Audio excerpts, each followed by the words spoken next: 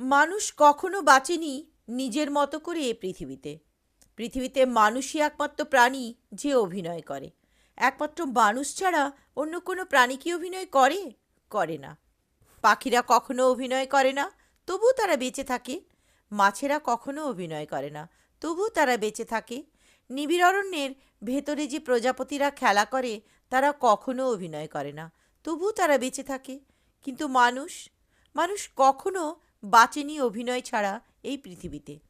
জন্মের পর থেকে মৃত্যু অবধি মানুষ অভিনয় করে যায় নিপুণ কৌশলে। মানুষ অভিনয় না করলে ছিটকে পড়ে সমাজ থেকে, মানুষের বলয় থেকে, চারপাশের মানুষের পৃথিবী থেকে। বেঁচে থাকা তার জন্য কঠিন হয়ে পড়ে। বেঁচে থাকার তাগিদে তাই জীবনের পদে পদে প্রতিটি স্তরে তাকে অভিনয় করে যেতে হয় নিখুঁত নিপুণ কৌশলে। মানুষ বুকের মধ্যে এক সমুদ্র কষ্ট নিয়েও নিজেকে সুখী দেখানোর জন্য অভিনয় করে যায়।